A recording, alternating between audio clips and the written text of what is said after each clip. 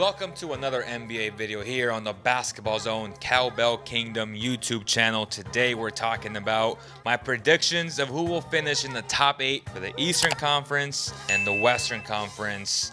Let's start off with the Eastern Conference. So, number 1, I don't see the Milwaukee Bucks losing many games in these 8 games, and they are 6.5 games ahead of the Toronto Raptors, so I foresee them clinching the number 1 seed unless they lose every single game, which they're not going to unless Giannis gets injured.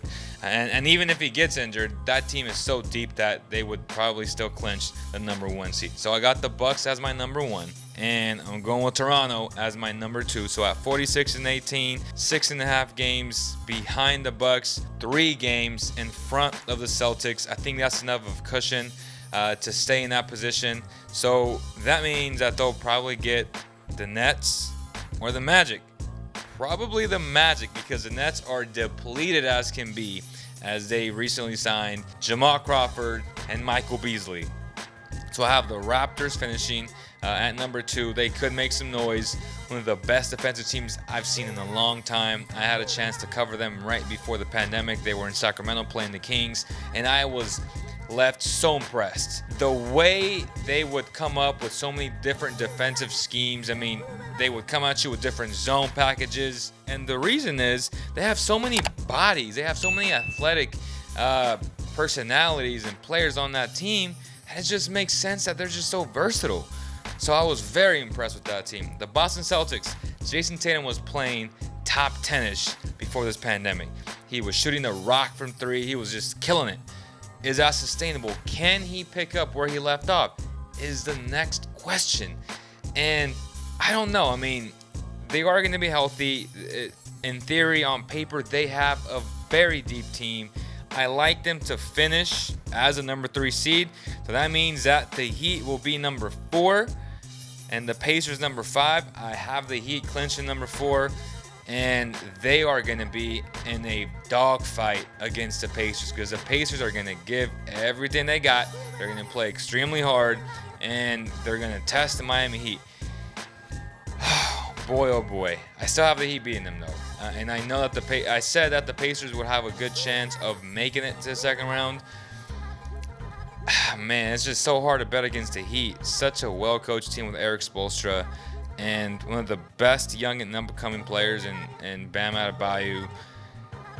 But the Pacers, man, the Pacers with Sabonis and Malcolm. No Victor. Now, if they have Victor Oladipo, then I could see them being the Heat. I could see them being the Celtics too, as a matter of fact. But something that's interesting, okay, is the Sixers could potentially move up to the 5 seed. Because as of right now, they're tied at 39-26. Now, what would be better for the Sixers? To face the Celtics or to face the Heat? Now, if I were them, I would rather face the Celtics. And I know the Celtics have, in theory, won a lot of games against them the past 3 years. I don't know the exact numbers, but I just feel like a healthy Sixers team with a healthy Joel Embiid, they are a mismatch against the Celtics. And now the Celtics have a lot of depth on the wings with Jaylen Brown and Jason Tatum and Gordon Hayward. But that size that the Sixers possess would be too much for the Celtics to handle.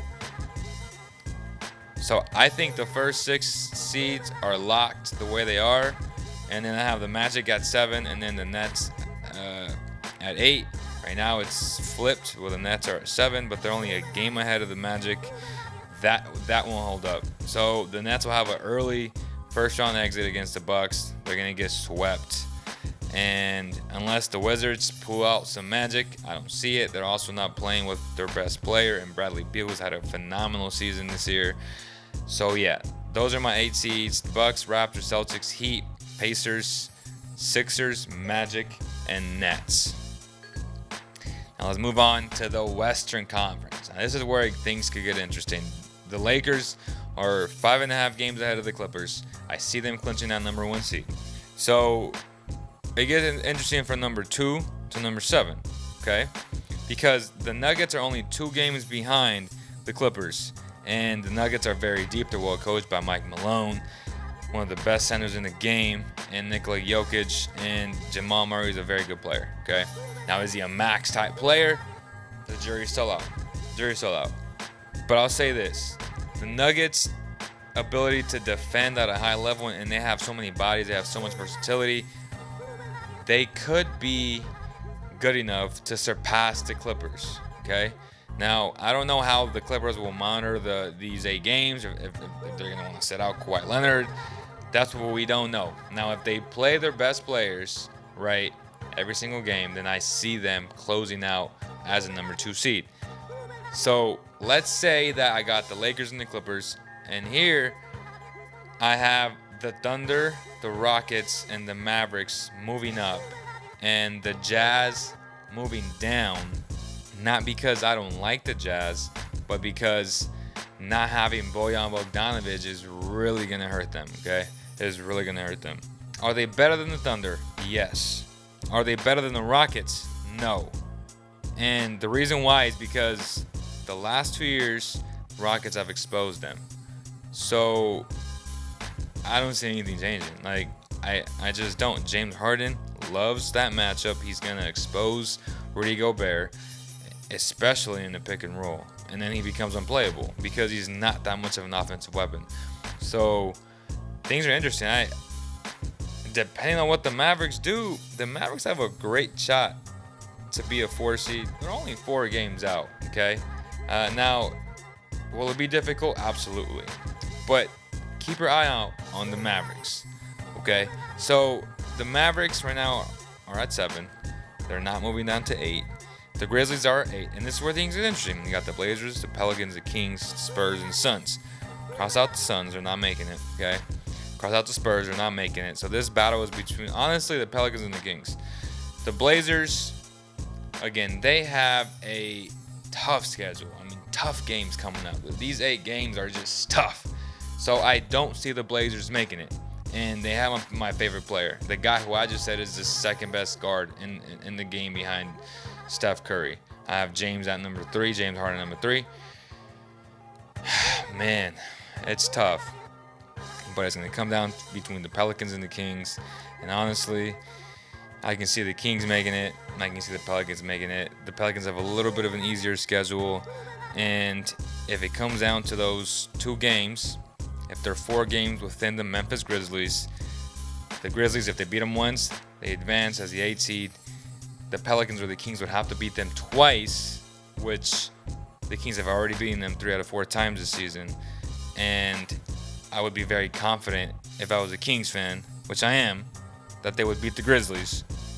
So, but the Pelicans, man, I mean, the Kings would have to beat the Pelicans twice. And that's the thing. Like, if they go 5-3, which I think is very, very possible, they have to beat the Pelicans twice. Because the Pelicans can easily go 6-2. So if the Kings go 5-3 and they beat the Pelicans twice, and then the Pelicans go 6-2, then the Kings will get that spot. That's if they stay within the 4 games of the Memphis Grizzlies. Now the Memphis Grizzlies have a tough schedule as well, so I do see that happening. So I'm just gonna say it right now. I'm gonna go Lakers 1, Clippers 2, Nuggets 3, Rockets 4, Jazz 5, Thunder 6, Mavericks 7, and the Sacramento Kings as a number 8 seed in the Western Conference. Let me know what you guys think. I think the Thunder are really good. CP3 has really elevated that organization. Again, he went vegan over the summer. He's in great shape. Shai Gilgeous-Alexander is a hell of a basketball player. Love that kid. He has such a bright future. Going to be a star in this league without question. Danilo Gallinari going to be a free agent. Lots of interesting pieces, especially with Coach Billy Donovan. How is he going to use Steven Adams? Can't wait to see. These playoffs, this country needs basketball. And if you guys enjoyed this video, please hit that like button, subscribe, and share with your NBA family. Thank you guys so much, and I'll see you on the next one.